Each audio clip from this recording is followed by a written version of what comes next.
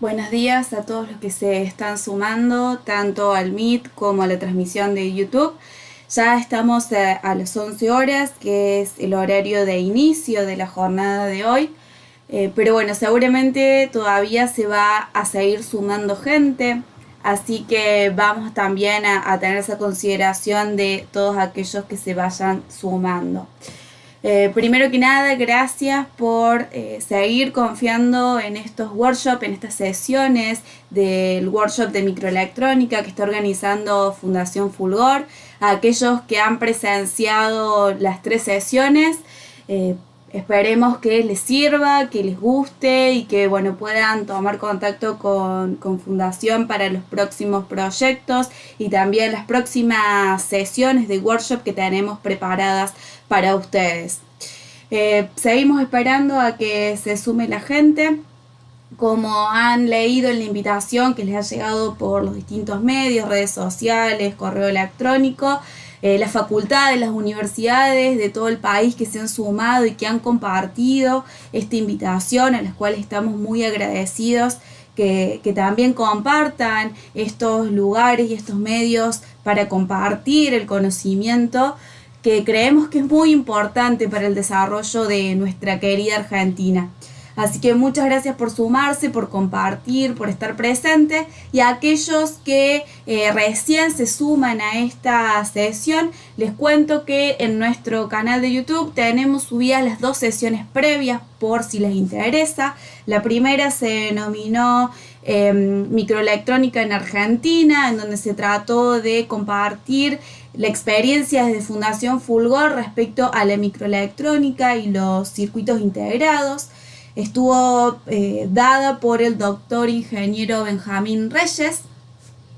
Y luego tuvimos la segunda sesión, que ya estuvo abocada al diseño analógico, en donde chicos que están realizando máster y doctorados en Fundación Fulgor están investigando y llevando a cabo sus tesis respecto a esta temática. Ellos fueron el ingeniero Leandro Pacetti, el ingeniero Freddy Solís, el ingeniero Agustín Galeto y el ingeniero Diego Hernando.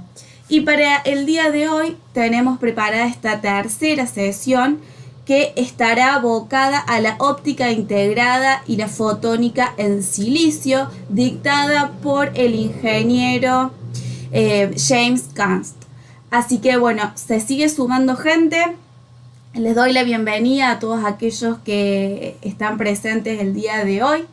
Y para recordar un poquito, me gustaría compartirles cómo está conformado este grupo analógico de Fundación Fulgor, ¿sí? Liderado por el ingeniero Benjamín Reyes, y está compuesto por 3 partes. Por la microelectrónica propiamente dicha, el diseño analógico y la fotónica en silicio. Actualmente cuenta con 4 estudiantes de doctorado: James Ganst, quien nos hablará hoy, Leandro Pacetti, Freddy Solís y Agustín Galeto; 2 estudiantes de maestría, Álvaro Fernández y Diego Hernando; y un estudiante de grado, Julia Álvarez. Entre los logros del grupo se encuentran 3 circuitos integrados en tecnología CMOS, 9 circuitos integrados en tecnología fotónica, 8 artículos de conferencia y 3 artículos de revista. También obtuvo el reconocimiento de mejor paper presentado en el Simposio Latinoamericano en Circuitos y Sistemas del año 2018. Actualmente tiene varias publicaciones en revisión y en proceso de desarrollo.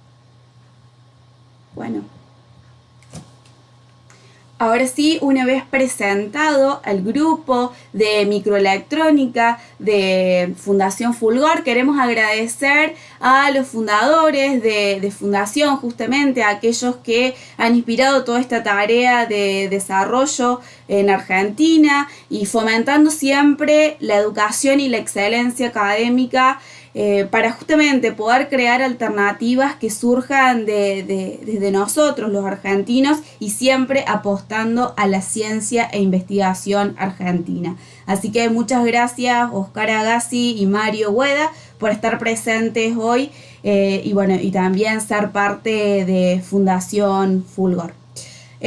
Paso ahora a presentar a nuestro disertante, al ingeniero James Kanst, que se graduó en la carrera de Ingeniería Electrónica de la Universidad Tecnológica Nacional de la Facultad Regional Córdoba, conocida como UTN, en el año 2014. Desde el año 2017 se desempeña como becario integrante del grupo de Silicon Photonics en Fundación Fulgor. Además, se encuentra realizando sus estudios de doctorado en el área de circuitos ópticos para su aplicación en sistemas de comunicaciones coherentes.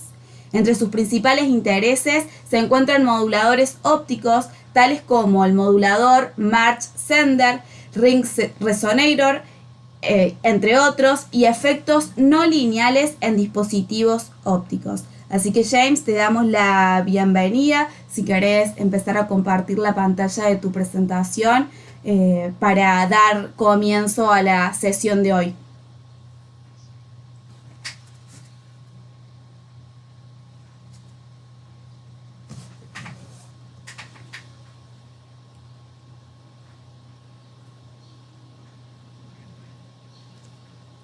Ahí está comenzando a presentarse. Todavía no. Ahí estaría.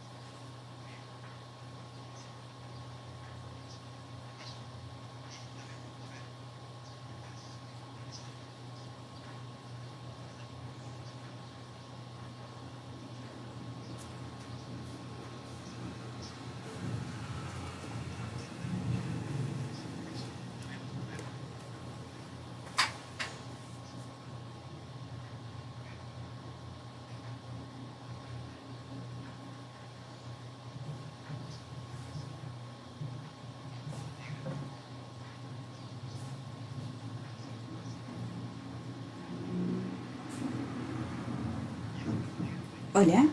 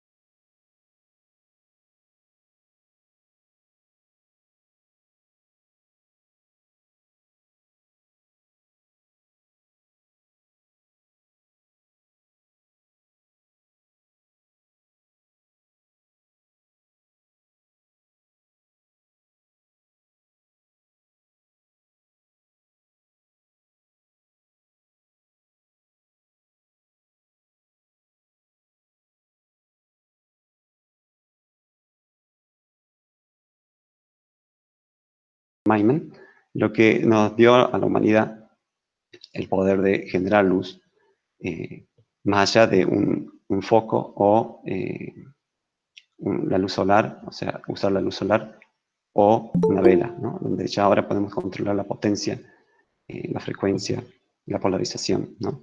Entonces, todo esto desarrolló grandes avances, donde llegamos a la fibra óptica también, que tiene su propia historia, donde se comienza desarrollando el concepto de refracción interna total por Tyndall. Se logran las primeras aplicaciones prácticas en medicina, y luego llegamos hasta Kao, ¿no? El físico que se le atribuye ser por algunos el padre de la fibra óptica, donde él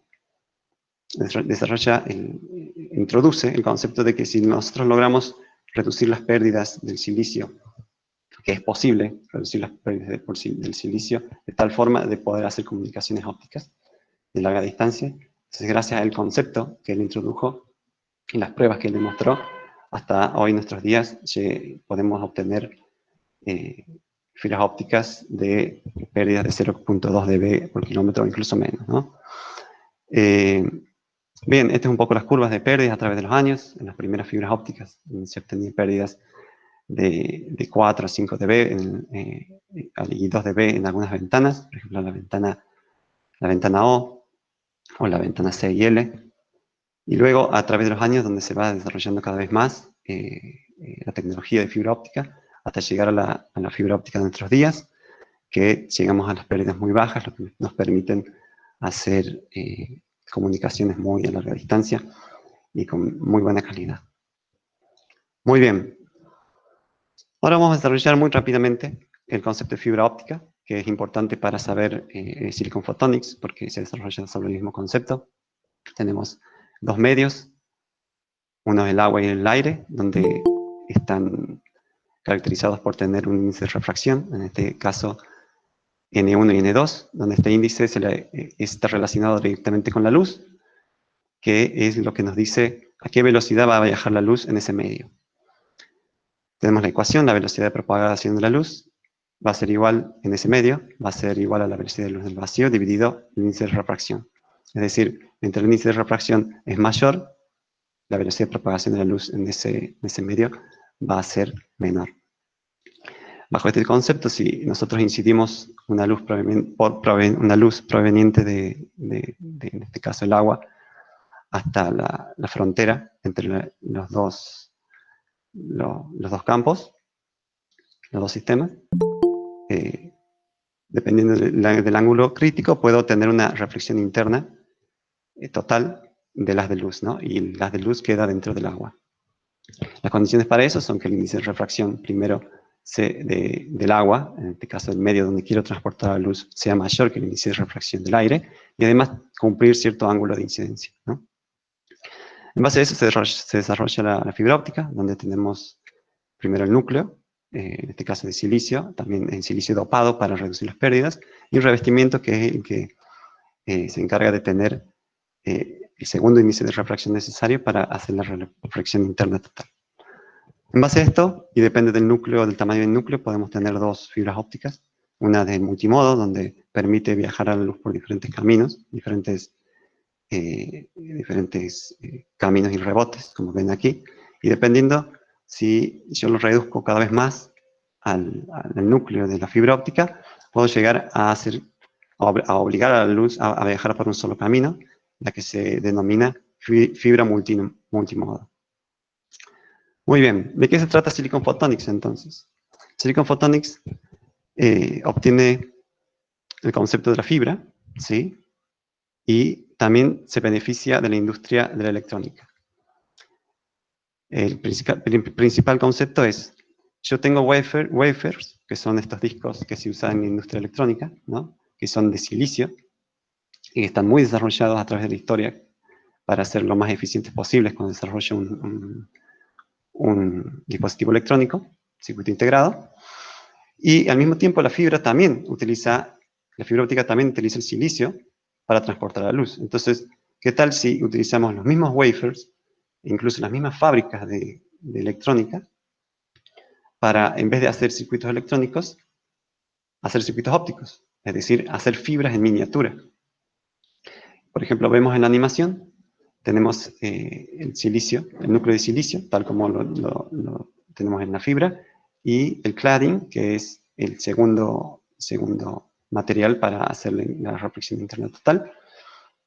Y gracias a eso podemos hacer circuitos ópticos en miniatura. ¿Sí? Como vemos en la foto, tenemos básicamente una línea de transmisión por fibra dentro de un circuito en miniatura.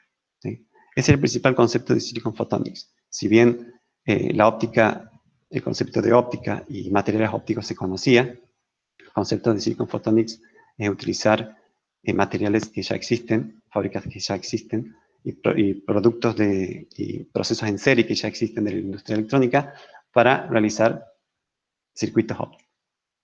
Muy bien. ¿Cómo se vería esto en Silicon Photonics? Bueno, básicamente tenemos aquí la corte transversal del wafer, donde tenemos el cladding, que es el material con el índice de refracción 2, y el núcleo de silicio, índice de refracción 1. Lo que sucede aquí también sucede en las fibras, que puedo tener diferentes modos dependiendo del tamaño del núcleo de silicio.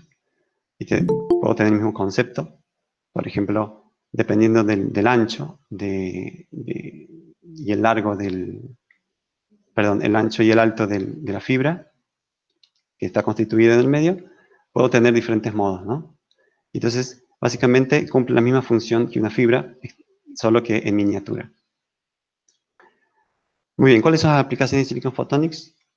Bueno, van desde telecomunicaciones, ¿sí? De larga distancia, de comunicaciones coherentes, comunicaciones entre data centers, de alta velocidad, en sistemas analógicos también, donde gracias a que puedo utilizar los wafers de la electrónica, también puedo incluir y hacer una fabricación híbrida, es decir, circuitos ópticos de Silicon Photonics junto con circuitos electrónicos, ¿sí? Sin necesidad de hacerlos por separado, puedo hacerlo de la misma forma.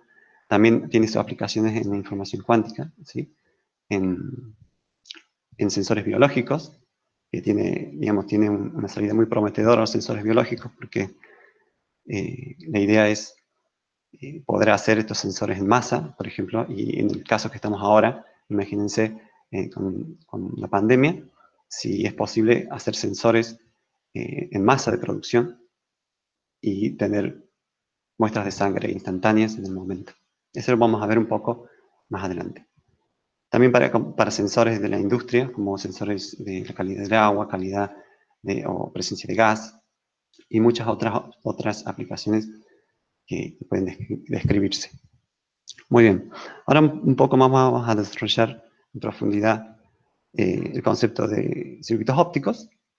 Para eso vamos a ver rápidamente el concepto de interferometría, que es el concepto fundamental, uno de los conceptos más usados en los circuitos ópticos de Silicon Photonics, que básicamente la interferometría, como vemos en la animación, tiene una fuente de luz donde choca con una pared donde tiene dos rendijas. Estas rendijas lo que me hacen es dividir en las de luz. Y al otro lado tenemos una placa fotosensible, de tal manera de que cuando choca la luz, se ilumina, ¿sí? Se marca, para marcarme la intensidad a la que la luz ha incidido. Lo que vemos en esto es que hay zonas de mayor luminosidad y de menor luminosidad, ¿sí? ¿Por qué sucede eso? Bueno, básicamente podemos ver la imagen de al lado. La luz al dividirse y el recorrido que tiene desde que se dividió hasta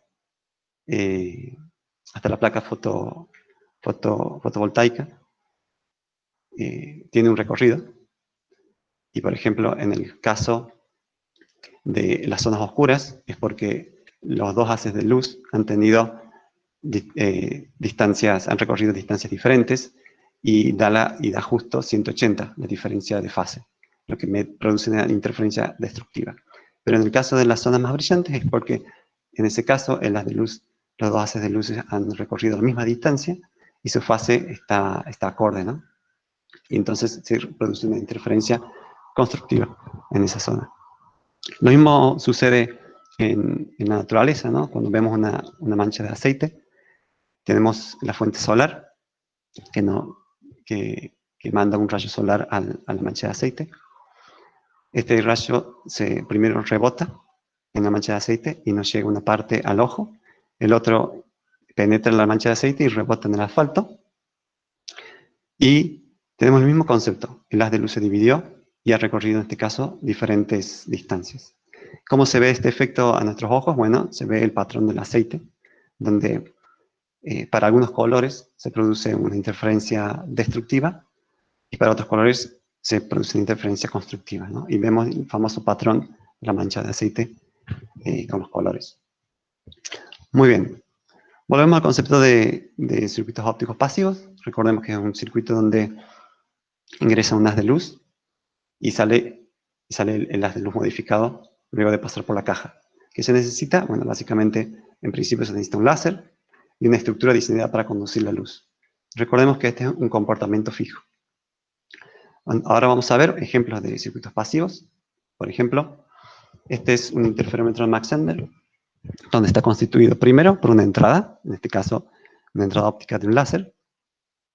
Tenemos un divisor, ¿sí? Donde este divisor me permite dividir la potencia óptica entre los dos brazos de manera equitativa, 50% y 50. Luego tenemos dos brazos donde cada uno tiene diferente recorrido. Fíjense que el delta L me permite tener un recorrido diferente al brazo de abajo. Y luego tenemos un combinador que combina los dos haces de luces que previamente habíamos dividido. Y este comportamiento es el mismo comportamiento de interferometría que hemos explicado antes, donde primero tenemos, por ejemplo, para ciertos colores, tenemos la transmisión, tenemos aquí medido por un osciloscopio óptico para diferentes frecuencias, tenemos el eje vertical para la transmisión y el eje horizontal para las longitudes de onda. Este diagrama lo que me está mostrando es para ciertas longitudes de onda, que se traduce como colores, ¿no? Podemos decirle para ciertos colores, la transmisión es nula, y para ciertos otros colores, la transmisión es máxima. Entonces se está produciendo lo mismo concepto de interferometría de la mancha de aceite, pero en este caso en un instrumento electrónico.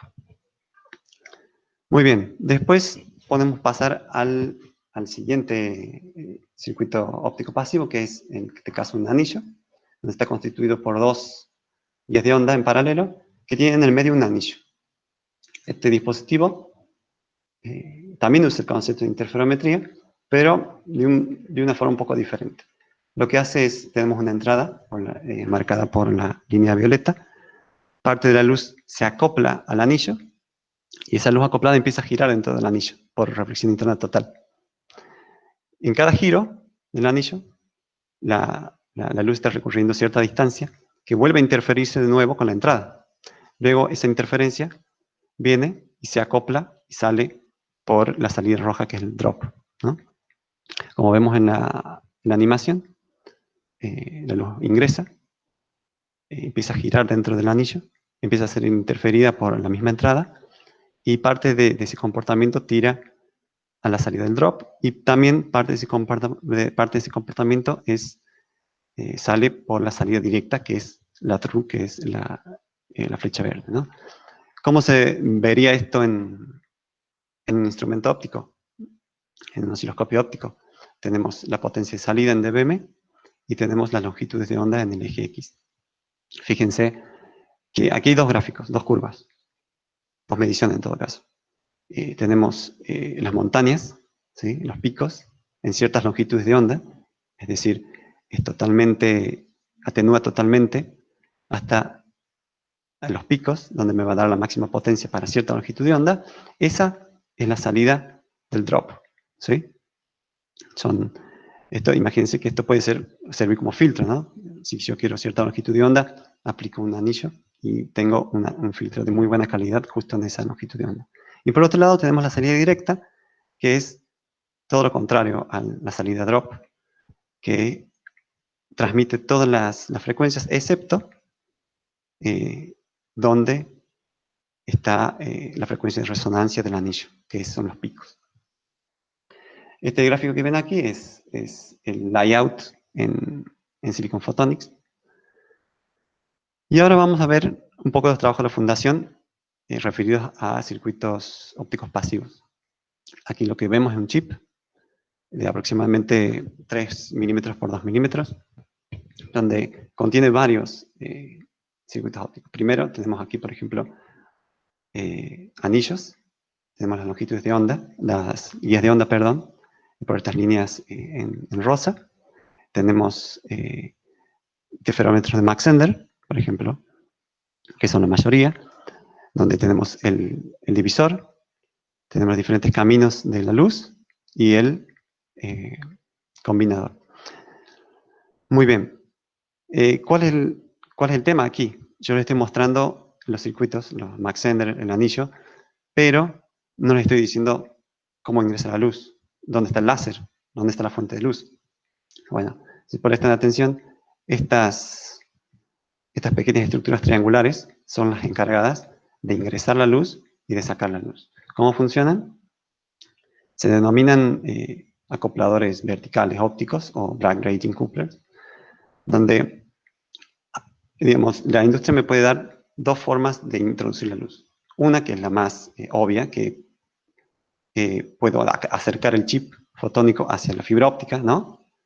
Y bueno, que la fibra óptica me ingrese la luz directamente, pero eso me trae algunas complicaciones. Por ejemplo, la fibra óptica tiene que estar bien alineada a la guía de onda del chip, con todo el tiempo que eso conlleva, ¿no? O tenemos estos backgrating couplers, que son estas estructuras triangulares, que son como las, fíjense que aquí hay una foto microscópica, está constituida por dientes, ¿sí?, que le permiten a la luz ingresar verticalmente, con cierto ángulo, y cuando chocan con esas estructuras en forma de dientes, empieza a reflejar la luz, en este caso hacia la derecha, y estas diferentes reflexiones se empiezan a sumar hasta combinarse todas, digamos, dentro de la fibra óptica, de la guía de onda en este caso. Por ejemplo, tenemos la animación aquí, donde estamos viendo desde el punto de la vista de la fibra, la luz empieza a reflejarse en estas estructuras hasta que se termina confinando en la guía de onda y permite entrar la luz al chip. Y esta estructura sirve como entrada, como salida, ¿no? ¿Qué me permite hacer esto? Bueno, a diferencia de la otra, me permite primero tener un ángulo o una zona más grande donde va a incidir la luz. Y segundo, me permite automatizar el proceso. No necesito necesariamente chocar o estar muy cerca del chip para hacer ingresar la luz desde la fibra. Muy bien. ¿Cómo hacemos entonces las mediciones en este tipo de chips, ¿no? Por ejemplo, tenemos la figura 1, aquí el número 1, tenemos la estructura de acoplador, ¿sí? Tenemos una fibra, un cable básicamente, un cable óptico se denomina, una guía de onda, y tenemos una salida, ¿sí? ¿Cuál es el problema o el mayor problema de uno de estos acopladores, a pesar de sus beneficios? Y bueno, como vemos, la luz tiene que chocar con estas estructuras, lo que trae aparejado pérdidas. Entonces, lo que se hace es un proceso de calibración. Lo que se hace primero es, por ejemplo, medir estas estructuras, ¿sí? Tenemos el patrón de cómo actúa, incluso tenemos la banda en donde está actuando el rating coupler, junto con sus pérdidas. Lo que hacemos es ajustarlo a un polinomio, ¿sí? Y luego utilizar ese polinomio para ajustar la medida del modulador del interferómetro de Mach-Zehnder. Por ejemplo, tenemos aquí la segunda imagen del interferómetro de Mach-Zehnder. Tenemos el patrón de interferencia, pero trae aparejado que primero tiene aparejado mucha pérdida y también el ancho de banda. Fíjense, la banda donde actúa, hay algunas zonas donde está más atenuada que otras. ¿Cómo se saca ese efecto? Bueno, justamente restando el efecto del lazo de calibración, se denomina, ¿sí? Lo que terminamos teniendo a la salida, o en nuestro caso, en nuestro sistema, el comportamiento del interferómetro pero ya ajustado, ¿no? Ajustado sin los efectos de los acopladores. Muy bien, ahora vamos a pasar a los circuitos ópticos activos. Repasemos el circuito óptico activo. Tenemos un láser que nos da ondas de luz, tenemos una caja y tenemos una señal eléctrica que va a modificar la luz de tal forma de sacar esa luz modificada fuera de la caja. Y ahora vamos a ver los moduladores. Como primera instancia podemos ver el concepto que es el concepto de modular, ¿no? ¿Qué significa modular? Para aquellos que no están tal vez en el tema. Modular básicamente es cambiar el parámetro, cambiar ciertos parámetros de algún medio. Por ejemplo, cuando nosotros hablamos, lo que estamos haciendo es modificar la presión del aire hasta el oído de la otra persona, ¿no? La modificamos de tal forma que se escucha hablar, ¿no? Que suena como hablamos o cantamos. Básicamente es eso, cambiar el parámetro de un medio para que ese medio lo transmita hacia un receptor. Lo mismo sucede en el modulador óptico. En este caso, la luz que sale del láser es el medio, ¿sí? Y la señal eléctrica, que va a modificar los parámetros de la luz, equivale a nuestras cuerdas vocales, ¿no? Lo que me permite modificar los parámetros de la luz y termina modulando, justamente de ahí viene el término, la luz. ¿Qué se necesita? Bueno, láser, una fuente eléctrica y también el modulador. Y el modulador tiene que tener ciertas características, ¿no? Primero, que tiene que ser un material que pueda realizar, capaz de realizar la transformación eléctrica-óptica. Porque recordemos que estamos en dos dominios diferentes. Estamos en el dominio eléctrico y en el dominio óptico. Y específicamente en el caso del silicio, se llama dispersión de plasma de silicio, que lo vamos a ver un poco más de detalle en la siguiente filmina. Y también se necesita una estructura que me permita realizar dicha transformación. Entonces vamos a ver más adelante. Y aquí tenemos que, como pueden ver, si se dieron cuenta, tenemos el láser, tenemos una estructura, ¿sí?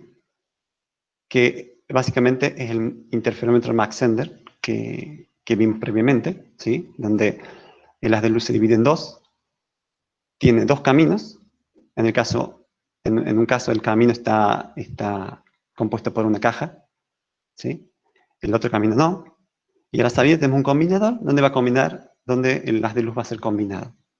Ahora, ¿qué diferencia hay entre este y el interferómetro Mach-Zehnder? Bueno, la diferencia es que el interferómetro Mach-Zehnder, como dijimos antes, es fijo. Es decir, yo lo que hago es aplicar un recorrido diferente a un brazo, lo que me permite tener una diferencia de fase a la salida. Pero en este caso, el bloque, que tiene el efecto electro-óptico incluido, me permite cambiar la fase o los parámetros de la luz de tal manera de realizar o obtener el mismo patrón de interferencia a la salida, ¿sí? Es decir, el resultado es el mismo, pero hecho de diferente forma. La ventaja de esto es que yo al patrón de interferencia lo puedo modificar, ¿sí? Justamente porque es activo, puedo poner una señal diferente, puedo poner una frecuencia diferente, una amplitud diferente, y el patrón de interferencia del Mach-Zehnder va a ser cambiado, ¿sí? ¿Cuál es el principio de este? Bueno, por ejemplo, tenemos aquí lo que vemos en el gráfico de colores, de rojo y azul. Tenemos lo que se denomina una juntura. La misma juntura del diodo, constituida por un lado P y otro N, bueno, es la misma juntura, se realiza, pero en la fibra óptica, en la guía de onda, ¿sí? Fíjense, el cuadrado del medio, la estructura rectangular, es la misma fibra de Silicon Photonics, ¿sí? Y los brazos que están al costado constituyen, digamos, los contactos para la juntura PN. Lo que está constituido aquí entonces es el silicio, que va a transmitir la luz, y además dopajes que me van a permitir generar la juntura PN.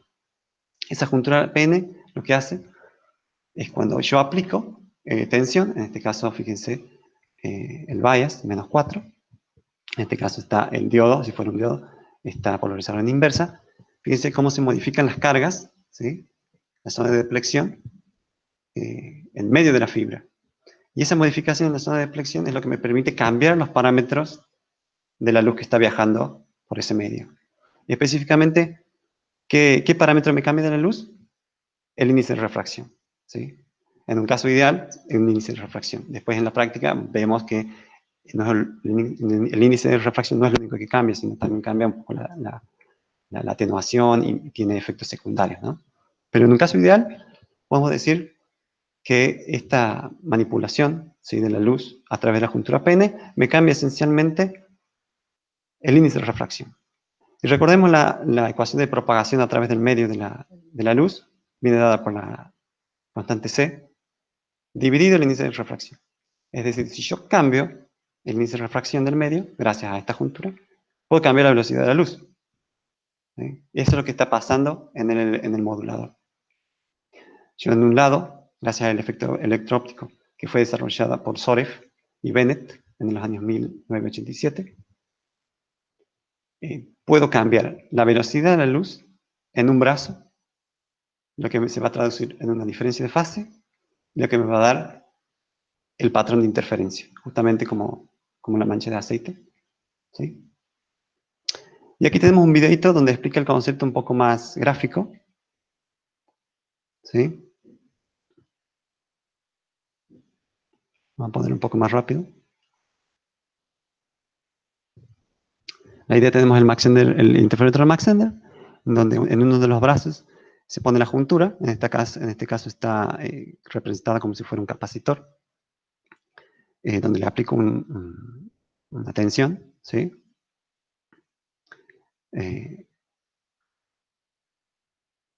Esa tensión hace que la luz que se propaga por justamente esa juntura disminuya a la vez su velocidad, de acuerdo a la tensión que le ponga, ¿sí? La luz reduce su velocidad entre esos puntos.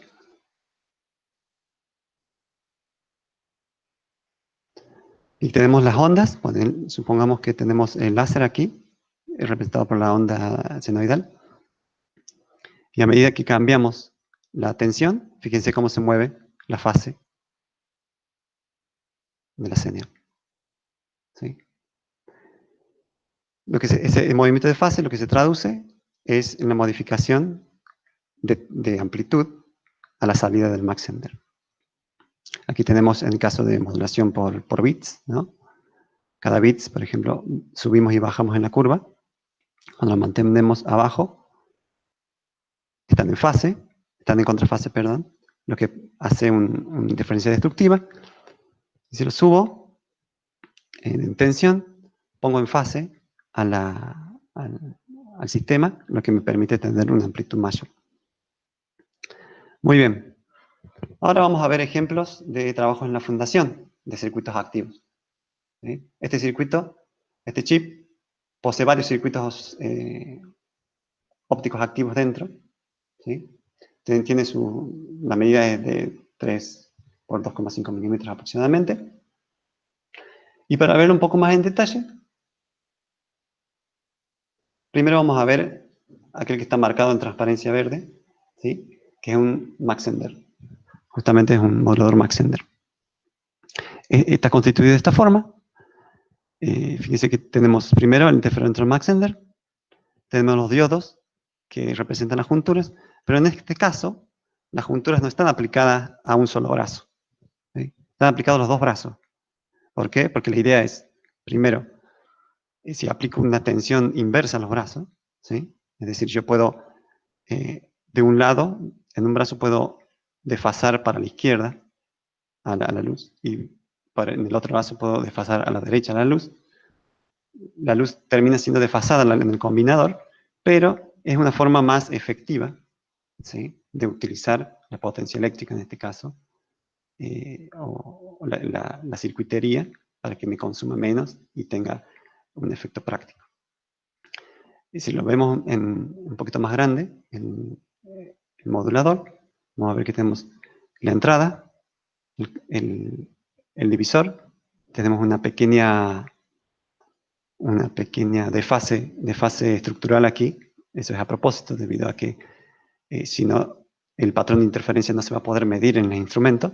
Luego tenemos toda la zona que es los dopajes, ¿sí? Y después en la salida tenemos el combinador. Esto está constituido de una forma que sus contactos eléctricos que vemos aquí, ¿sí? Por ejemplo, los cuadros azules, tenemos un cuadro azul, tenemos toda una conducción, metal de conductor eléctrico, hasta el otro punto, sea una línea de transmisión, ¿sí? Para reducir las pérdidas y aumentar el ancho de banda. La juntura en este caso no es una juntura individual, es decir, no es en un solo brazo, sino son dos junturas básicamente conectadas, conectadas, ¿no? Fíjense, tenemos la juntura N++, que sirve como conductor, la juntura N, que sirve como interfaz entre la N y la N más y N. Después tenemos lo mismo en el sector de la P, y tenemos los contactos de aluminio, ¿sí? De esta forma está constituida la juntura, en este caso, del modulador Mach Zehnder. ¿Cuál es el principio? Bueno, de modulación. Bueno, básicamente tenemos el patrón de interferencia del modulador, pero gracias a que yo puedo modificar las tensiones en los brazos, puedo mover en el espectro ese patrón, ¿sí? Por ejemplo, fíjense, si yo tomo el punto de la longitud de onda aquí, en la línea punteada, tenemos cuando la tensión es 0,5, las líneas rojas, el espectro rojo, la transmisión es casi nula, ¿no? Menos 45 dB. Pero si al mismo punto yo lo veo cuando le aplico al modulador una tensión de menos 0,5, fíjense, el espectro se mueve en esa frecuencia y ahora no me da una transmisión o una atenuación de menos 45, sino ahora tengo menos 15. Es decir, yo he cambiado la amplitud o la intensidad de la luz de salida a la salida del modulador.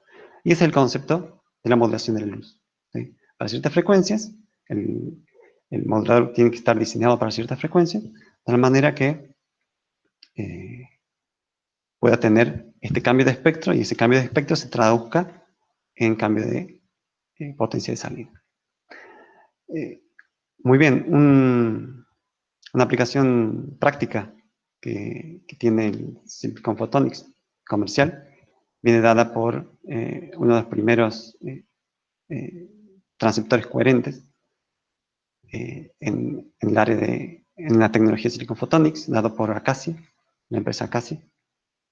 Y les dejo aquí las referencias por si están interesados. Podemos ver aquí rápidamente la introducción del láser.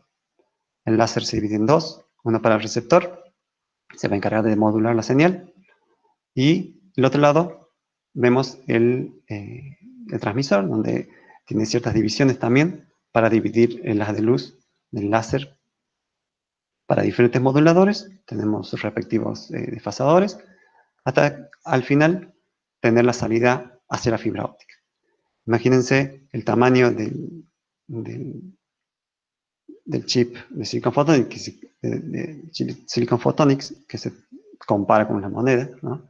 Ya puede estar a la escala también compitiendo con las escalas de electrónica.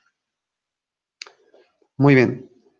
Para ver otro chip que se fabricó en la fundación, o que se diseñó en la fundación, podemos remarcar el que está también en verde, que es un modulador de anillo.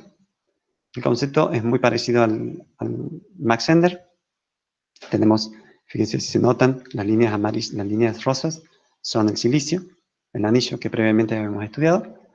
Y luego están los otros metales que constituyen la juntura PN, que también habíamos explicado antes.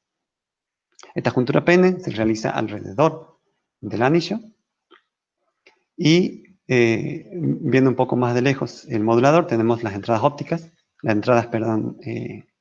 eléctricas, hechas por los pads de alta frecuencia que me permiten introducir la señal a las junturas PIN. Y el concepto es muy parecido. También tenemos, en este caso, tenemos la salida del espectro a la salida directa del anillo, ¿sí? Tenemos, por ejemplo, si nos vamos a la tensión, en este caso violeta, ¿sí? Tenemos cierto espectro, y si movemos con una tensión de 4 voltios, vamos y nos movemos al espectro de la línea color azul. Si elegimos un punto en la frecuencia, en la longitud de onda, perdón, pasa lo mismo que el modulador. Básicamente, para cierta tensión, ¿sí? Por ejemplo, para 0 dB, tengo una transmisión de menos 3 dB, y para el mismo punto, pero para diferente tensión, la amplitud se disminuyó. Es decir, estoy modulando la amplitud, ¿sí? La particularidad o la diferencia que existe entre el modulador de anillo y el Mach Zehnder es que el anillo es muy pequeño. Primero, podemos decir como beneficio, es muy pequeño a comparación del Mach Zehnder, ¿sí? Pero, al ser muy pequeño, es muy afectado por los cambios de temperatura, ¿sí? Además, su diseño es muy maleable. O sea, desde que lo diseño hasta que lo tengo para medir, la variación de fabricación es muy grande a comparación del Mach Zehnder. El Mach Zehnder, en ese caso, es mucho más robusto, ¿sí? Además, siempre hay que considerar que hay que tener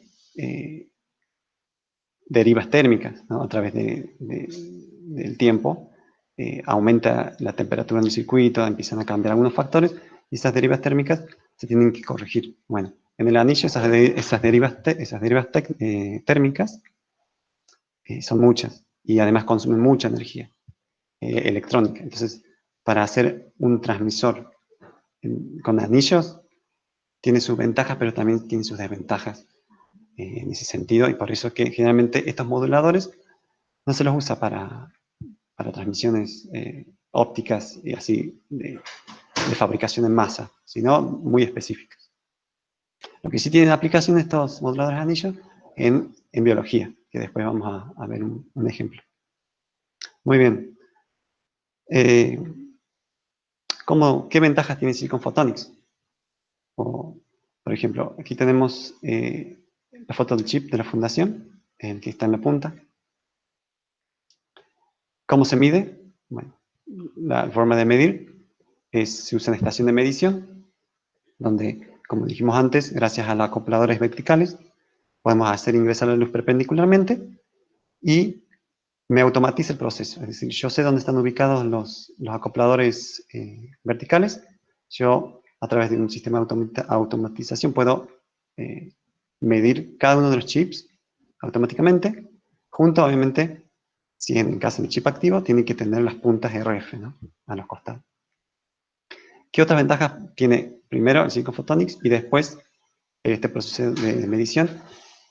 Es que puedo hacer la medición o el trabajo de caracterizar los chips dentro del mismo wafer, es decir, en el mismo proceso de fabricación, sin necesidad de cortarlo, sin necesidad de empacarlo, ¿sí?, que es muy costoso el empacamiento.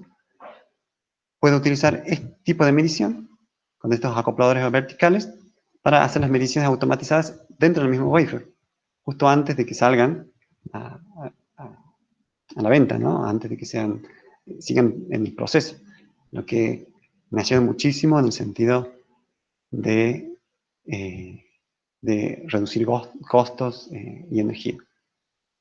Volvemos a las aplicaciones. Como dijimos, tiene muchas aplicaciones. Telecomunicaciones, biofotónica, ¿sí?, sensores, y aún más, van a tener aún más aplicaciones. Vemos aquí la tabla de cómo va a evolucionar o cómo evoluciona la venta de Silicon Photonics. Vemos que en los años 2010 la mayoría de los circuitos ópticos estaban constituidos por metales como galio y arsénico o indium phosphide, ¿sí? Lo que, si bien estos circuitos nos permitieron, digamos, introducirnos a la aeróptica, son costosos, ¿sí? Imagínense que cada uno de estos tiene su propia fábrica, por así decirlo, su propia estructura, infraestructura. En cambio, Silicon Photonics, como dijimos antes, puede utilizar la estructura de la electrónica.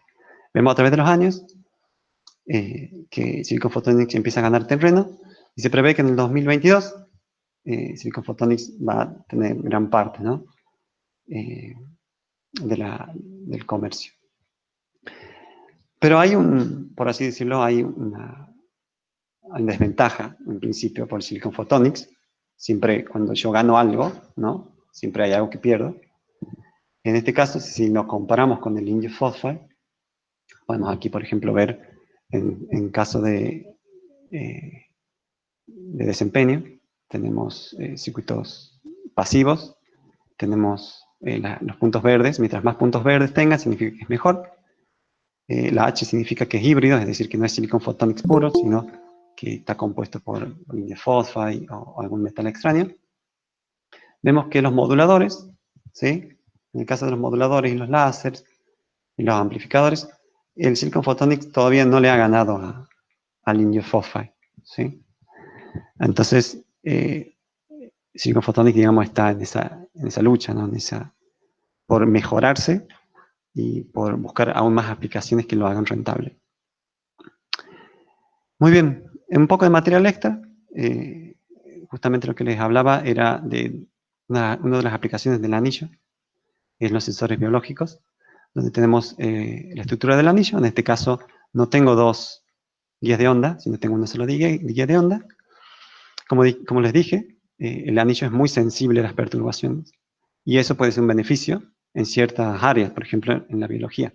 Yo puedo poner una muestra de sangre en el anillo. La muestra de sangre, por ejemplo, en el anillo cuando está sin estimulación, aquí tenemos el espectro, ¿no? Tenemos en cierta longitud de onda, está atenuada.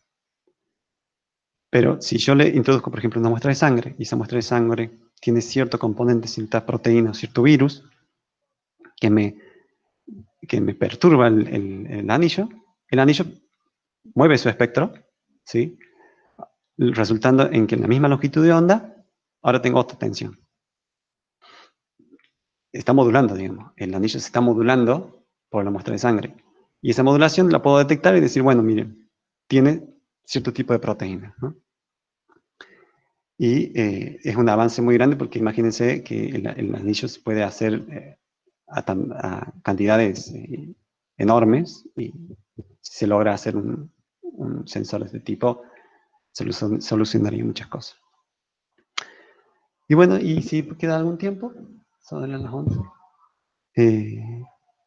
Un poco más de circuitos de la fundación podemos ver. Estos se denominan filtros, ¿sí? O back ratings, donde es esencialmente un filtro óptico, ¿sí? Es una guía de onda, donde no es una guía de onda normal, sino está dentada. Estos dientes me permiten reflejar la luz, ¿sí? Porque está cambiando el índice de refracción, está cambiando a medida que pasa por esos dientes. Y me permite reflejar reflejar ciertas longitudes de onda. Por ejemplo, vemos el espectro, en el espectro celeste, vemos que para cierta ventana la luz no, digamos, está atenuada, ¿eh? ¿Y qué es lo que hicimos en este estudio? Lo que hicimos es, bueno, ¿qué pasa si a los dientes, además de dentarlos, justamente, los desfasamos? Bueno, le aplicamos este delta L, se desfasan los lentes, y lo que logramos es esta banda de atenuación, ¿sí? De reflexión. Pudimos cambiarla, o sea, podemos hacerla más fina, podemos modificarla a nuestro antojo, ¿sí? Por ejemplo, aquí está con delta L0, el espectro violeta, y a medida que va aumentando el mismatch de X en el eje X, la longitud o el espectro de reflexión se modifica. Y también este es otro chip donde tiene varios componentes. El que vamos a ver, por ejemplo, es el número 12, Número 8, perdón. La idea de era hacer una línea de transmisión, digamos, con MUX y DMUX, en el caso pasivo. La idea era, por ejemplo, tener una longitud de onda que se transmite, que se filtra y se transmite gracias a un anillo. Tenemos otra longitud de onda. Estas se suman en una línea de transmisión. Y luego en el receptor se filtran cada uno con respecto a su longitud de onda, ¿no? Esa es la idea. Fíjense que está la entrada óptica, se divide en dos, entra un anillo, se filtra, entra la línea de transmisión, que está constituida por estas vueltas, el otro anillo con diferente diámetro, se transmite y se filtran por los anillos del mismo tamaño, ¿sí? Este es el espectro simulado, no es el espectro realista, experimental. Lo que pasó aquí es que los anillos son muy sensibles también a los procesos de fabricación, entonces la misma longitud de onda que se filtró en el transmisor no se filtró en el receptor, perdón. Y entonces dio un espectro plano, digamos. Eso es porque en el caso de los anillos es muy, muy variable, ¿no? Es una experiencia. Y esta es una foto microscópica también, aprovechamos para poner el símbolo de la fundación. También, como les decía al principio, la piel del camaleón, que depende de la distancia entre los cristales. Pudimos diseñarlo, ¿sí? ¿Cuál es el efecto? Fíjense en la infografía, en la animación. Cada uno de estos bloques significa, representa cada uno de estos cristales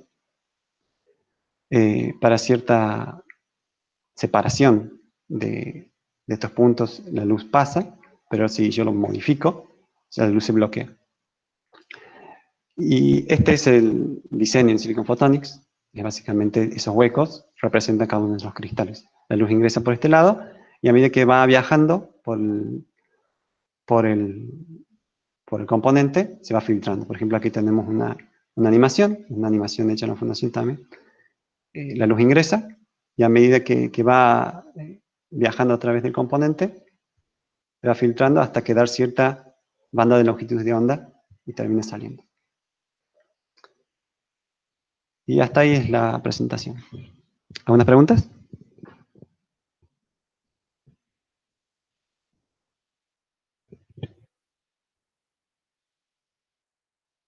Ahora, si les parece, bueno, la primera pregunta que teníamos era, ¿la modulación Mach-Zehnder es por polarización de un material electrostrictivo o dónde entra la unión PN? O me confundí, era otro ejemplo, dice Santiago Nolasco. A ver. Bien, fíjense. Este es el modulador Mach-Zehnder, ¿sí? Y estos son los metales de dopaje. Aquí está la juntura PN, que es lo que preguntabas, y la modulación se genera por juntura PN.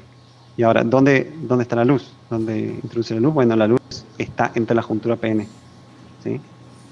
Fíjense aquí, está en un gráfico donde lo representa un poco mejor. Este es el corte transversal. Tenemos los contactos. Tenemos el conductor, digamos, en este caso, este silicio sirve como conductor. Y aquí, el punto rojo, la zona roja, es donde va a estar la luz, ¿sí? La luz pasa a través de la juntura PN, ¿sí? Y gracias a que pasa a través de la juntura PN, por el efecto de dispersión de plasma del silicio, es modulada la luz. Y además, si tu pregunta viene a esto, ¿no? No sé si tu pregunta también es esto. Esto te contesta una pregunta. Ahora, la segunda pregunta es, en la modulación de Mach-Zehnder, ¿dónde ocurre? ¿Aquí, a la salida del brazo o en la combinación? En el Mach-Zehnder sucede en la combinación, ¿sí? Porque yo cambio la fase, se interfiere la salida y la interferencia es lo que me produce la modulación. No sé si me expliqué, si te respondí la pregunta. Ahora si alguien quiere preguntar o o entrar un poco más en detalle en la pregunta que había realizado, lo puede hacer activando su micrófono, ¿sí? Bien, avanzamos con la siguiente.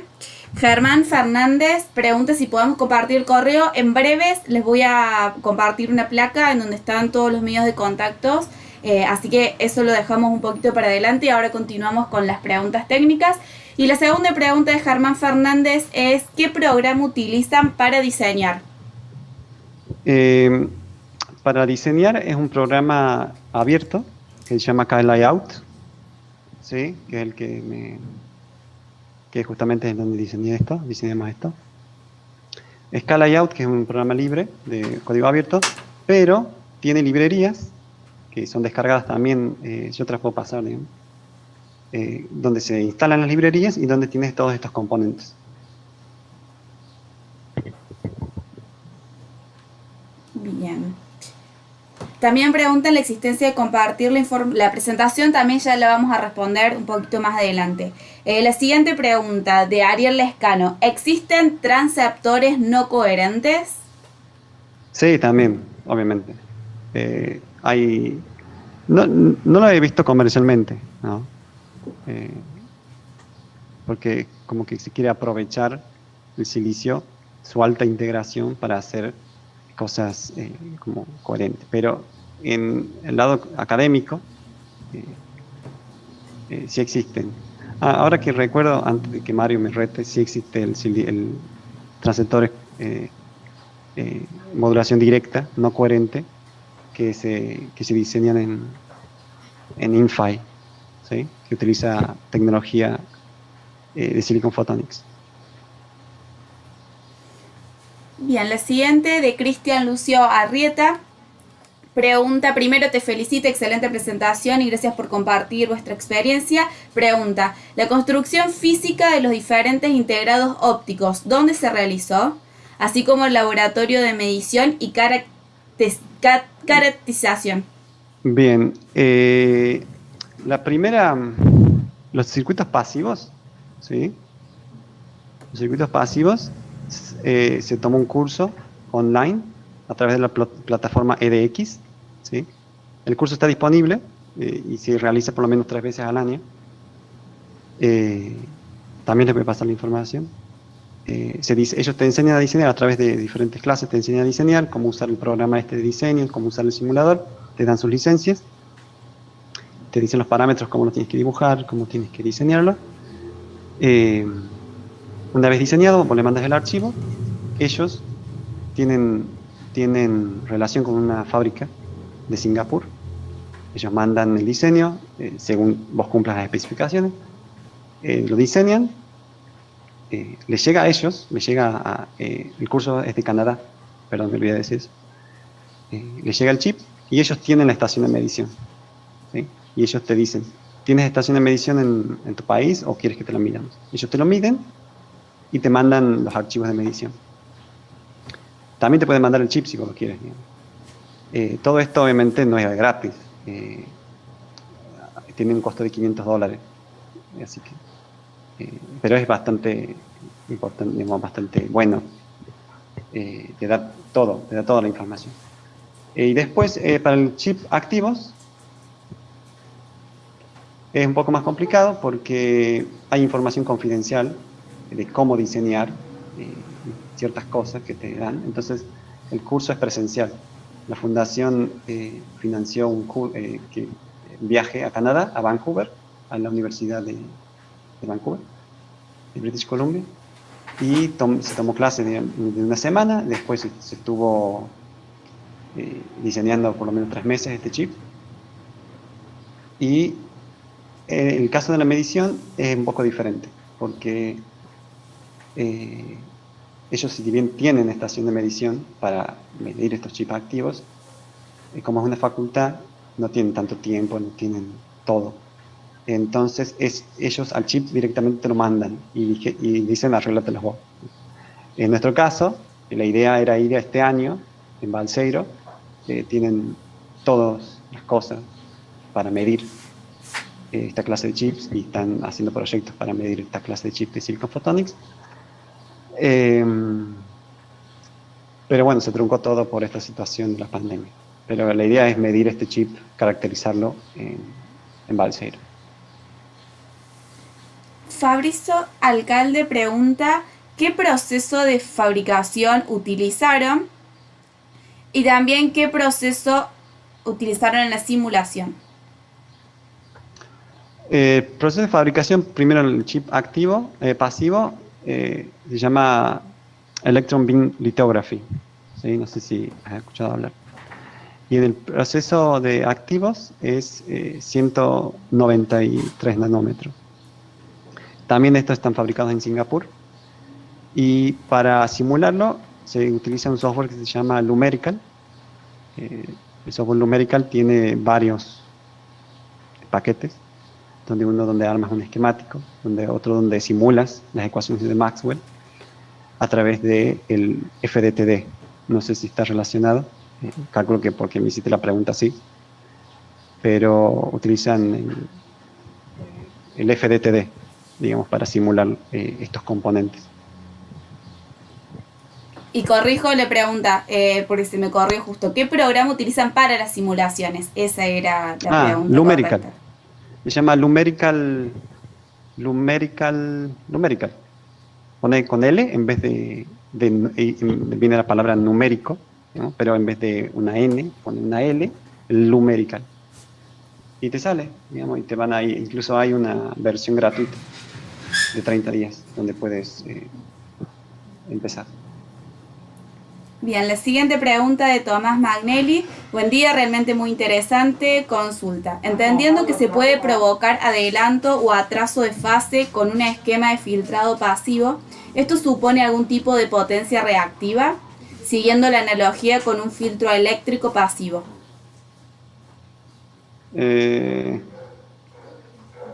Sí, pero no sé mucho el tema. No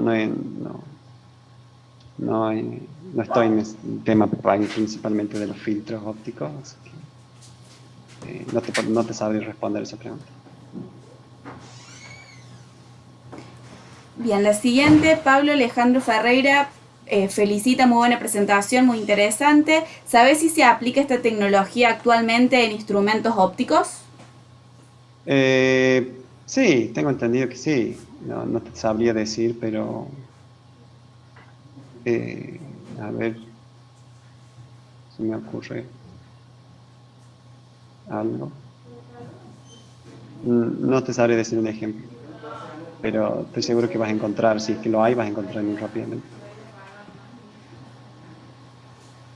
Bien, bueno, esas son las preguntas que tenemos por ahora. Les permitimos, si quieren preguntar algo más, pueden habilitar su micrófono y hacerlo de esta manera.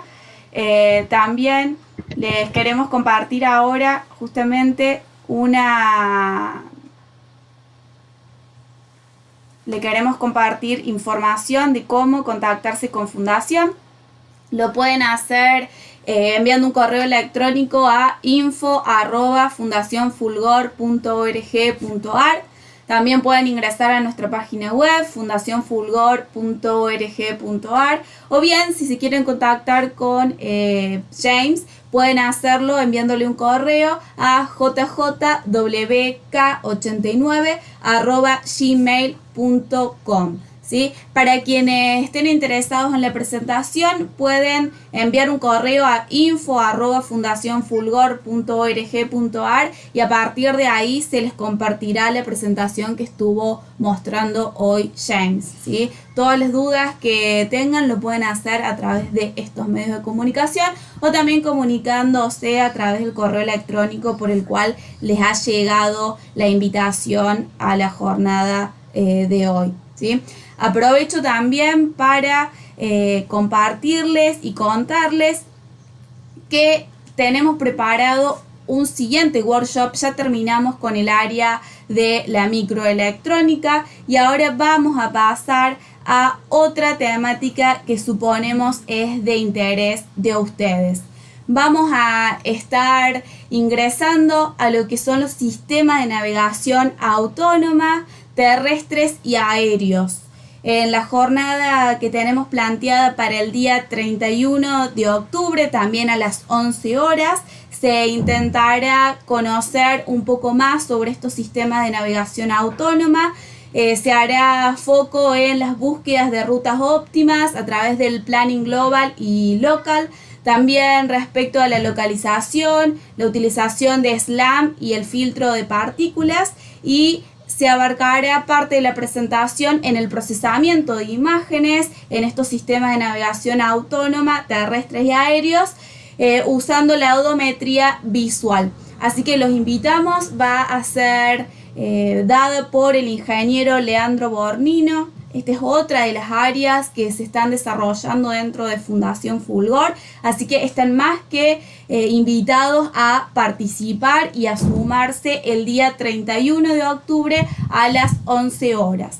Bueno, agradezco la presencia de todos ustedes que se sumaron, que siguen compartiendo estas sesiones de Fundación Fulgor. Le agradezco a James por todo su trabajo que lleva dentro de la fundación, su doctorado, y bueno, también a los miembros de Fundación que están presentes en esta jornada acompañando el trabajo de su compañero. Así que con esto damos por terminada la jornada. Muchas gracias a todos y los esperamos el próximo 31 de octubre para el siguiente workshop de Fundación Fulgor. Muchas gracias.